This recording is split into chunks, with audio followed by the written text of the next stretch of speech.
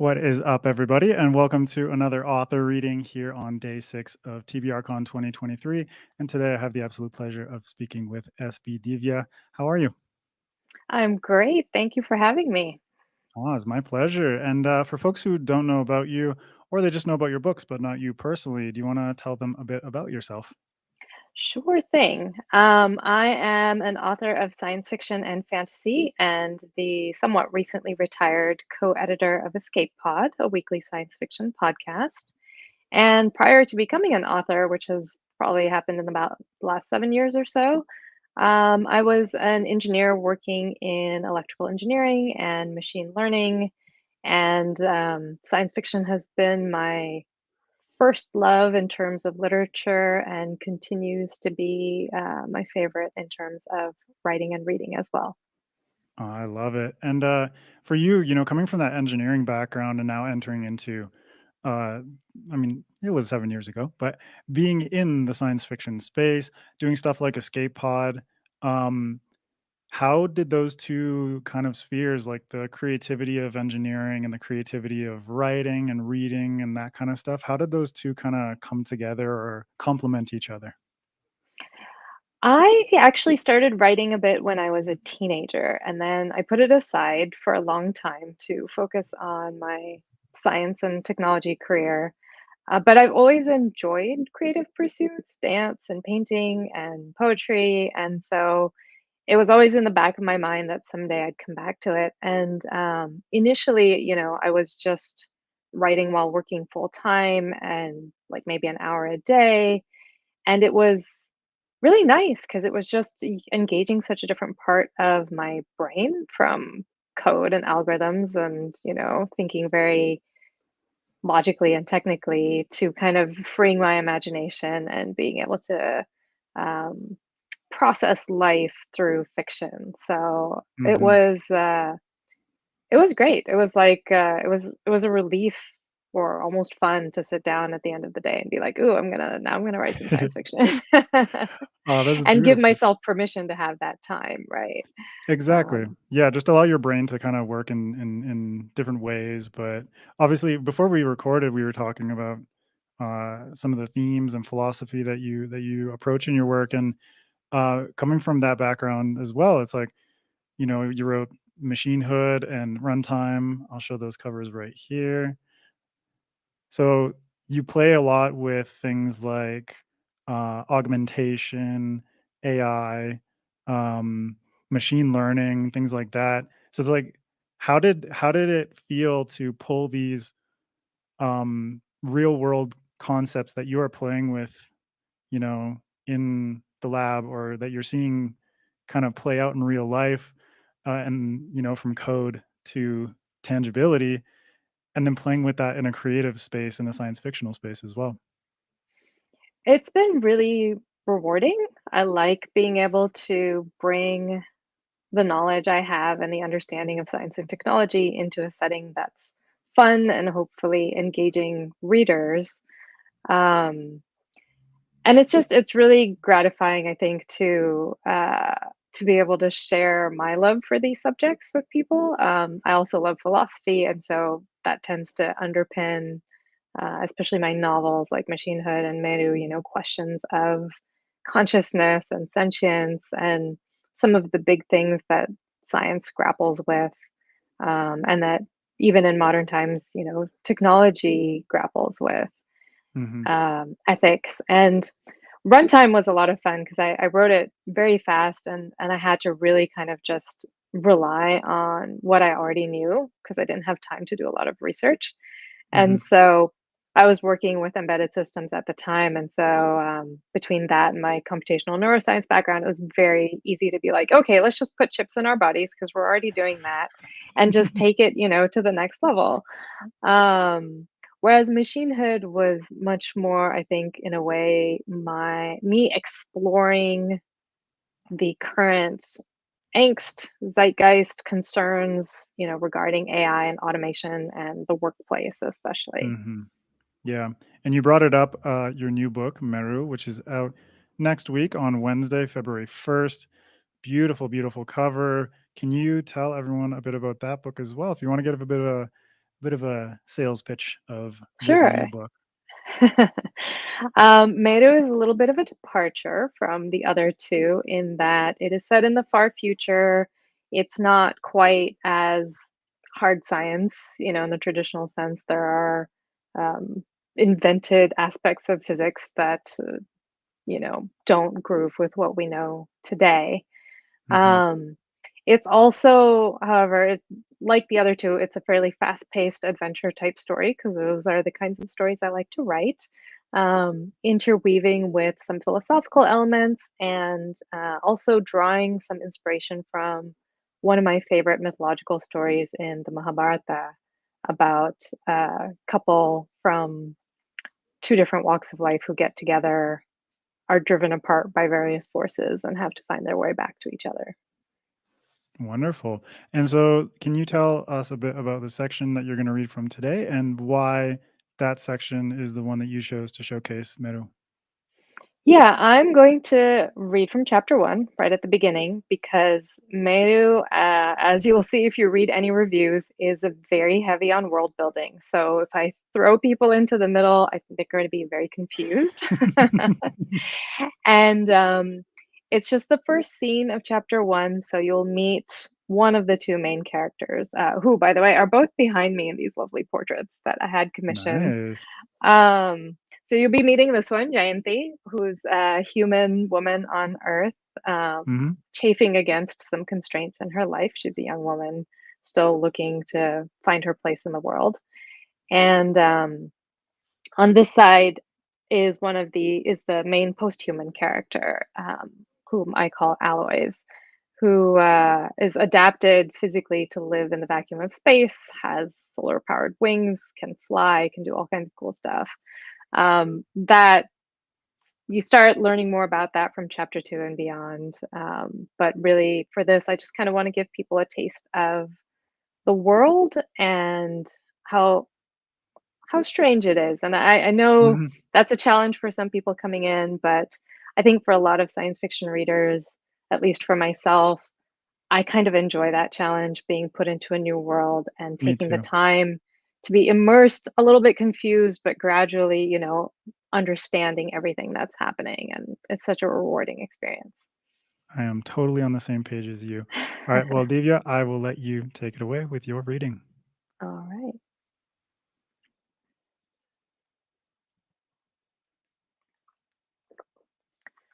Guru, teacher.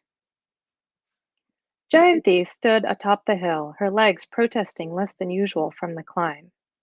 Ahead of her, the land settled into a wide plain, followed by a series of hills marching up to graceful mountains. To her right, the town of Vaksana blended into the terrain, with low buildings topped by plant-covered roofs. Where teeming masses of humanity had once dumped their excess garbage, mega-constructs now tore down ancient concrete and steel structures with their metal appendages. They towered over slug-like alloys, themselves as tall as trees, who crawled through the rubble, consuming and digesting it, leaving behind fertile organic waste. A temperate breeze dried Jayanthi's sweat.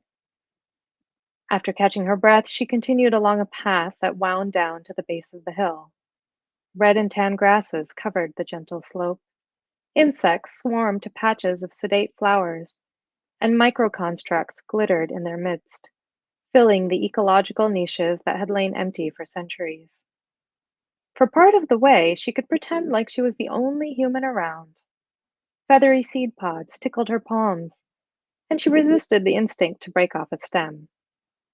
Only a child would harm a plant for no reason, and at 22 years old, she was well into adulthood. Instead, she slackened her pace, let her breath slow, and clasped her hands behind her back. She entered her family home from the rear, passing under the ancient banyan tree and through the privacy curtain. Art produced by human hands lined the hallway. A quantum interpretive painting by Charan, a figurine carved from regen redwood, a painted earthen jug. In the front room, late morning sunlight filtered through vine-covered windows and painted green shadows over everything, including her alloy father, who reclined in a sling chair. He peeked over the top of a print book and said, "Share your body." Out of respect for Jayanti's privacy, her parents had withdrawn their access to her body's information network after she reached the age of 16. Alloys did that with their children, relinquishing all oversight and control upon their offspring's maturity. Jayanti was entirely human and shouldn't have had a body at all. The technological enhancement had been a concession, one of many, to her more than human parents. "I'm fine," she grumbled. "Stop worrying." But she sent her vital metrics over to her father anyway. Telling a parent not to worry was like asking the sun to dim its light. Vidar nodded. "Your oxygen and hemoglobin counts are good." Jayanti shot him an "I told you so" look. "Have you heard from Hamsa?" "He'll be here soon." "Did your walk not cure your nervousness?" "I'm not nervous," she said. She sat and put her feet up to prove it. Hamsa had visited her parents every other year for as long as Jayanti could remember. He and her parents had completed a 15-year course on human studies at the same time, and they'd remained close friends ever since. She'd never heard Hamsa criticize them for taking permanent residence on Earth. Most of the alloys who lived planetside did so because of forced community service. The ones who did it by choice got branded as human lovers or wellers. Her parents claimed that the epithets didn't bother them, but for Jayanti, their oh-so-human child, the labels delivered a sting. When Jayanti was young, Hamsa would bring her gifts, intricate filigree balls that flattened into plates after months in Earth's gravity, stick-on chromatophores that changed color with the temperature of her skin. In later years, he'd nurtured her growing interest in studying genetic engineering. Her own DNA contained HBSS, sickle cell anemia, a disease long since eradicated from Earth. And in learning about it, she'd become fascinated with genetics. Her existence was an anomaly, a conscious choice to revive an old genome. But historically, there had been many people like her. And the more she'd learned at Hamsa's knee, the more convinced she'd become that other extinct genes deserved renewed exploration. Alloys had an incredible variety of genes that spanned all kinds of life forms. Humanity, on the other hand, had narrowed their options over time, choosing security and comfort over risk and diversity. Hamsa had been a Tarawan before he'd gotten involved in politics. His skills in producing alloy offspring were widely recognized. Under his tutelage, she'd learned to combine chromosomes, introduce mutations, and strategically edit genes to access knowledge that was available only to alloys. Since his previous visit, she'd been working on a new genetic design, something innovative that she hoped would impress him. Maybe enough to let her work as a Tarawan and make human history. "Hello," called a sing-song voice from beyond the entrance curtain. Jayanti leapt from her chair and pulled the front entry curtain aside. Hamsa spread his feathered arms and smiled wide and close-mouthed, in the alloy style, though his incarn, the temporary body that he used on Earth, could breathe air. She flung her arms about his waist. He wrapped her in a downy embrace. A sleeveless tunic, white like his feathers, covered his torso. She inhaled his scent and reveled in its earthy animal quality. He pulled back and ushered her inside. "How are you, my dear?" The bird genes gave his voice a scratchy quality. "I'm very well," she said. "Does that mean you opted for the gene therapy?" Jayanti shook her head. "No, I had a blood exchange recently, and I've started a new type of medicine." Vidar came forward and flashed a greeting to his friend. Her parents' incarns had a more human-like appearance, except for being hairless. But as with all alloys, they had chromatophores along their arms, cheeks, and neck. Vidar's traced delicate spirals across his dark skin, like the ancient symbols for air. Where's Kundina? Hamza asked aloud after responding with his own force. In Paris, but she'll return tomorrow, her father replied. She's working on a theory about human internment methodologies, and she's in the catacombs there. Sounds fascinating, Hamza said. Jayanthi left them to catch each other up and busied herself in the kitchen. Alloys and their incarns had ways to get energy other than via food, but Hamza and her father would eat, and her own stomach rumbled for lunch. Keeping her hands busy kept her thoughts occupied rather than fretting over pleasantries until she and Hamza could get to work. Their voices stopped as soon as she exited the room. Her parents had insisted on using speech with each other, both for Jayanthi's sake and to keep themselves in practice, which meant she could understand only the simplest phoric. While other alloys came to visit, they would switch back to their natural mode of communication. At least they'd given her use of an M channel. As with her body, most human beings didn't have the ability, typically conferred by an alloy's extra chromosome. The molecular devices could be installed after birth, as they were for alloys whose MTOC or body didn't take in the womb. But that didn't always work on humans. She was grateful that hers had. Not only did it allow her to communicate non-verbally with alloys, it let her interface to devices with her thoughts. Jayanthi sliced a black beauty tomato and placed it on a hot grill next to 3 slabs of tofu. As they warmed, she ground walnuts and figs in a mortar and pestle, then spread the paste on slices of bread that Vidar had baked the day before. She topped that with the tomato and tofu and carried it out on a tray. Her best friend, Meena, would have scoffed at the lack of seasoning, but Jayanthi didn't share their interest in cuisine, and her father wouldn't care. Hamza made a show of inhaling and said, "That smells wonderful." She gave him a sideways glance. "You don't have to pretend. I'm an adult now. I won't take offense."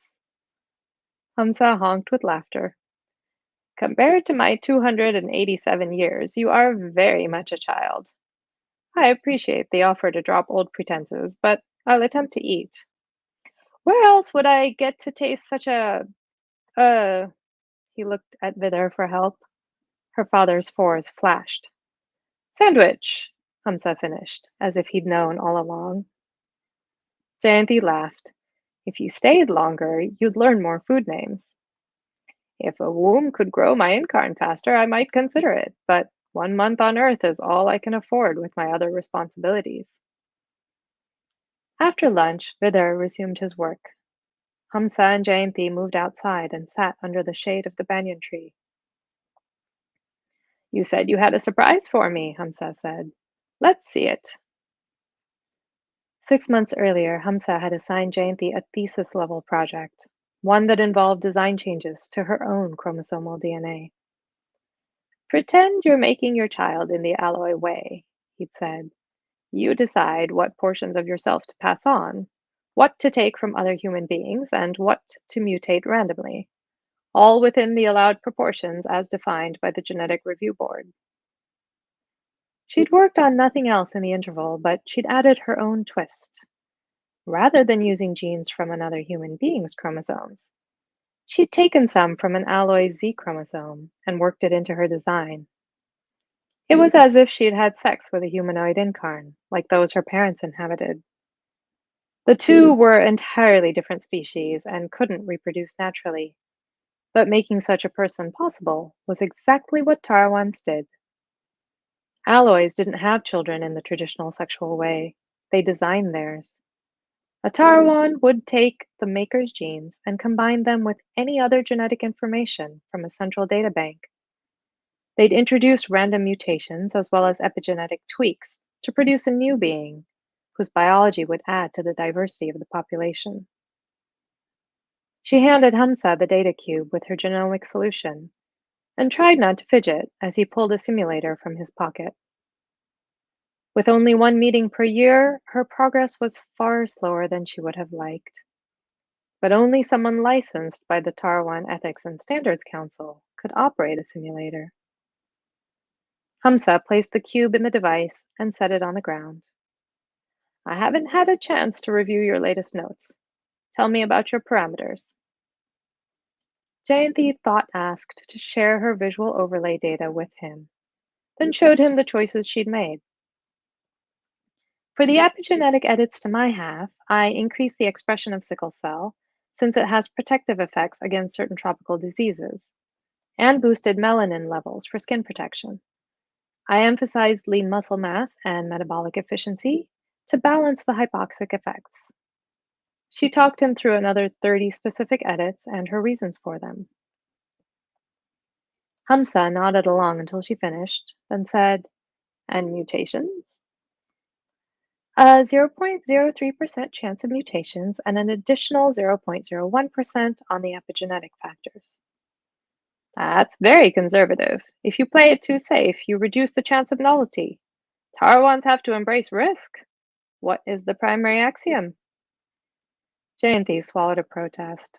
She'd memorized the axioms in her teens. There's no such thing as a bad gene, she recited, only one that's ill-suited to its environment. Good. Now think hard about what those words mean. If you want to be a Tarawan, you have to get comfortable with risks and mortality. Every life form must have a non-living state. There's no shame in giving birth to one that moves quickly into the latter. Greatness finds those who work without fear, I know. She hesitated, then said, "Here's where I took the risk." She revealed the complete set of her new being's DNA to Hamsa. She'd used a rare human condition called genome-wide uniparental disomy as her basis. It meant that the child's genes came primarily from one parent. In nature, it usually happened to females who would inherit the majority of their DNA from their father's sperm.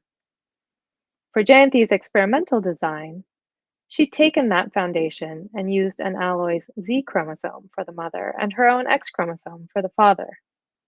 She'd selected for genes that produced chromatophores that allowed alloys to subsist on a liquid diet, and, her boldest move, to grow solar wings and replace one air-based lung with a version that held water. Hamsa's fours stayed neutral. Jayanthi's fork was terrible, but she had learned to interpret the colored glows around the edges that substituted for facial expressions. A lack of color was the equivalent to a blank face. "Do you expect this to be a viable person?" he asked. She quoted the fourth axiom. Information can be gained from non-viable outcomes as often as it can from the viable. And do you think this is a novel idea, to design a being who can survive in both an atmosphere and in the vacuum of space? I hoped so, she admitted. This type of being was tried again and again in the first century of the human era. It was one of the causes of the directed mutation catastrophe. Oh. She couldn't hide the disappointment in her voice. How could I have known that? I don't have access to the genomic data in the NIVID, and without the knowledge base, I can't check my designs against prior data. A green dot lit on an upper corner of the simulator. Hamsa pulled out the data cube and handed it back to Jayanthi. Her design had an approximately 92% chance of viability. Far too low for approval from a genetic review board, Hamsa said. It's not terrible, though. With more time and iterations, I could get it right. I'm capable of doing this successfully. I just need a chance. No. His voice was gentle. I'm sorry, Jaya. I can't ask Tesk to allow a human to access that information. Have patience. Play the long game. We can only change so many things at a time. And my priority right now is to find a way for humans to safely leave Earth. I can't risk the goodwill I've built to push for one of you, even if she's my favorite, to work as a Tarawan. The NIVID's judicial construct has approved my proposed amendment and scheduled it for a vote 18 months from now. That's where my focus has to be. As monumental as a change to the compact would be, at that moment, she couldn't muster enthusiasm for Hamsa's goals, not while choking on her own. Your disappointment shines through, my dear, even without chromatophores, he said. I'm sorry, perhaps I shouldn't have indulged you for so long. I didn't realize that it might cause lasting harm, but I can see the potential now. You're an adult. You need to focus on living a good life. If you feel you can't let go of your ambitions, if it's causing you too much distress, we can get you treatment. She shook her head. She didn't want gene therapy to change her behavior any more than she wanted it to cure her sickle cell disease. No one would blame you for it. Between your health and your cognitive capacity, the deck is stacked against your success. Your parents have allowed you to entertain more alloy like values than a typical human. But unlike us, you have only one life to live. You could consider something else. Jayanthi tilted her head. I've wanted to become a Tarawan since I was 14 years old. You really think I'm going to give up? Hamza's fours flickered with gentle amusement. No, I don't. But ambition has ruined many a determined human's life. I'd hate to see that happen to yours. And that's it. Excellent reading. Thank you so much. What we talked about just before in terms of sort of leading people into it, I think there's a lot of very good dialogue and world building and character development going on over the course of this. This is just like a section of the first chapter, correct? Correct. Just the first scene. And there's a lot. I'm so excited. Already I'm really roped into it, and there's a lot of richness to the concepts that you're playing with. And it was like what we were talking about before in terms of marrying your sort of like more academic and work passions and with this creative side as well. So Rafael, how are you? How are you doing, buddy? He asks, how far in the future is Meru, and does philosophy aid in creating sci-fi that takes place in the future? It is about 1,000 years into the future, and I think philosophy can aid in science fiction. I personally love seeing it explored in that context because so much of philosophy is speculation, right? Mm-hmm. It's all of the mind, and so being able to create real feeling worlds where we can explore those ideas and the ramifications of them is something I think science fiction can do really well. Mm-hmm. And he was also asking about the title Meru in reference to what he's asking. Is it a reference to Mount Meru in Hindi and Buddhist philosophy, this holy location? How did that kind of play into it? How does that play into evoking your own cultural history through this Yeah, science fiction lens? that's a great question, and you're absolutely right. It does reference Mount Meru. I kind of when I was visualizing this world and developing it, I kind of saw the humans who are currently mostly confined to living on Earth as humans, but the alloys almost as being godlike because they Mm, are free to travel the universe. And Meru is kind of the first planet that might be able to support human life without any sort of extensive modification. mhm, And so, in a way, it is sort of a heavenly goal, right, for at least some of the humans who would like to be able to live in a different way. And my family is Hindu. I myself am an atheist, but I love Hindu mythology, and I grew up with it. And so, this idea of the conflict between the gods and the humans is very close to home. yeah, I love it. And you've played with augmentation in the past, and it sounds like the far future setting in this book allowed you to play with post-human Yeah. discussions a lot too. How is it for you to take that extra step outside of a world that we're a lot more familiar with and be able to have that discussion on the next level, going from transhumanism and augmentation to something like post-humanism? Right. I think the next level is something that I've always wanted to explore because it's the natural progression in most people's minds. And Mhm. There have been a lot of conversations recently about posthumanism and eugenics, and whether trying to build a better human um, is unethical, and how do we even define what's better in the first place? And so these are sort of the questions I wanted to ask with this novel.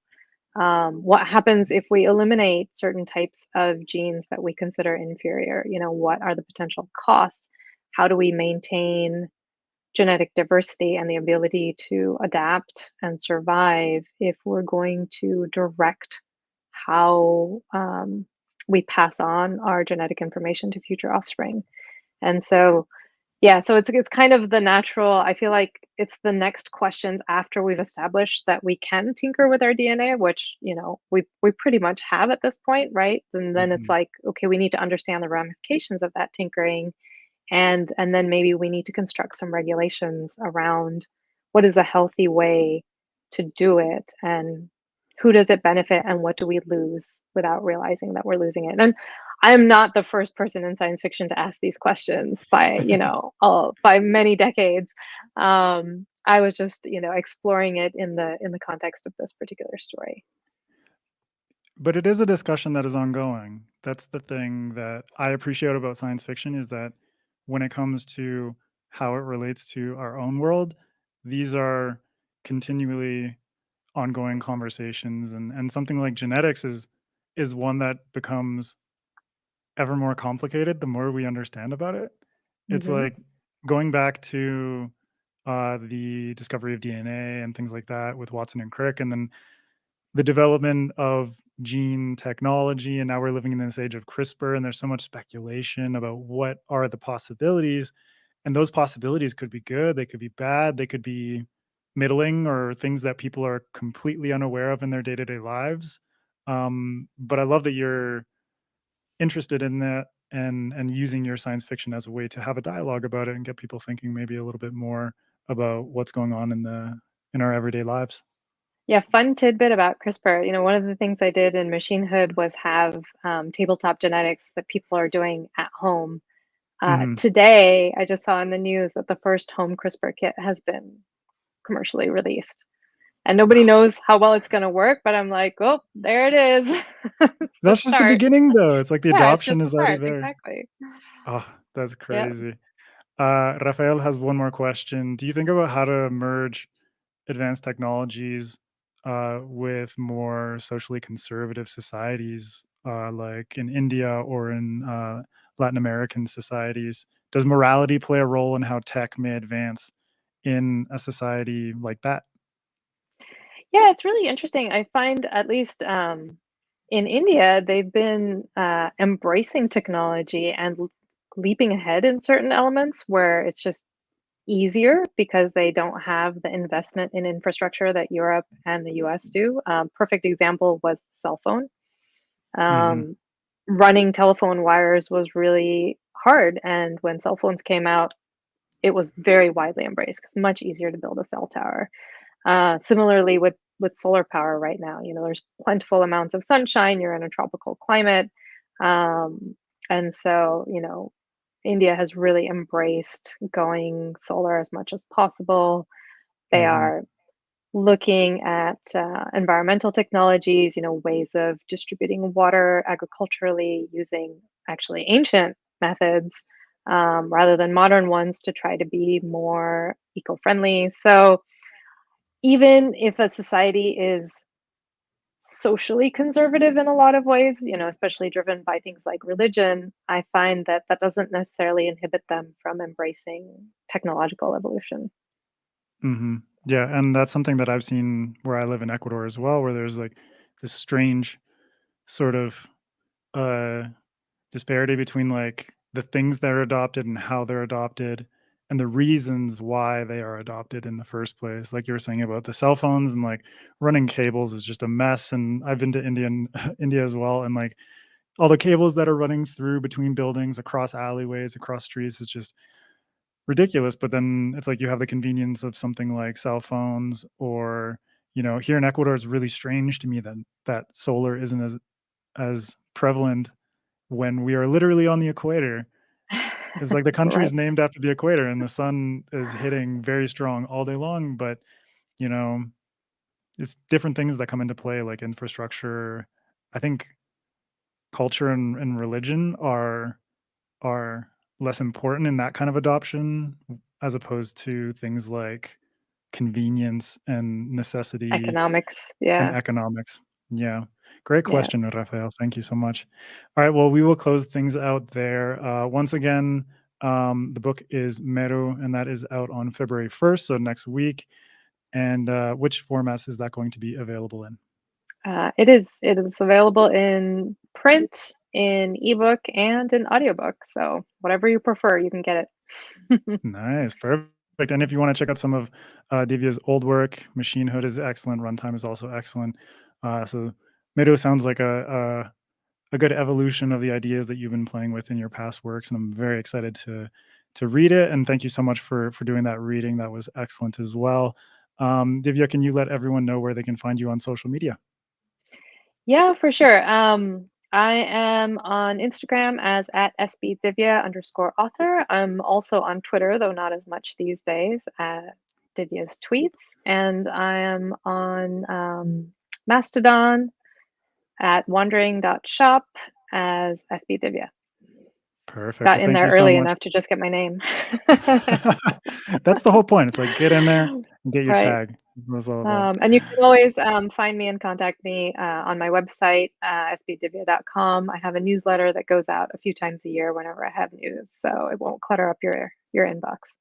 Perfect. Well, thank you so much for doing the reading. Thank you everyone for tuning in and for the questions as well. And enjoy the rest of TBRCon day 6. Yeah. Bye, everybody. Bye. Thank you, everyone.